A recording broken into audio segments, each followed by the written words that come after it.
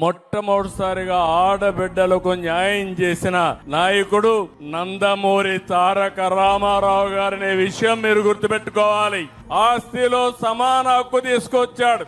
అంత మునుపు తల్లిగా మీరు కూడా ఆడబిడ్డకు ఆస్తి ఇవ్వకుండా మగబిడ్డకే ఇస్తే ఎంతమంది పిల్లలుంటే అందరికీ సమాన హక్కు ఇవ్వాలని ఆస్తిలో సమాన హక్కు ఇచ్చిన ఏకైక నాయకుడు నందమూరి తారక రామారావు గారు. అప్పుడు మిమ్మల్ని చదివించాలంటే తల్లిదండ్రులు ఆలోచించేవాళ్ళు, చదివిస్తే ఏమి లాభం, ఒక చెట్లు పెట్టి పెళ్లి చేసి పంపిస్తే వెళ్ళిపోతారని మహిళా విశ్వవిద్యాలయం తీసుకొచ్చాడు.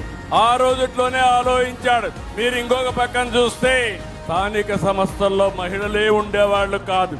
ఆ రోజు ఎన్టీ రామారావు గారు ఆలోచించి స్థానిక సంస్థల్లో 8% రిజర్వేషన్లు పెట్టాడు. తర్వాత ఇప్పుడు 50% వచ్చాయి.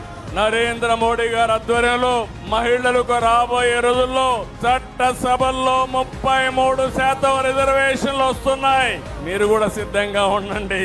ఎమ్మెల్యే కావాలంటే ఎవరైతే ఉత్సాహంగా పనిచేయగలుగుతారో వీరికి మంచి అవకాశం అని చెప్పి కూడా నేను మీకు తెలియజేస్తున్నా.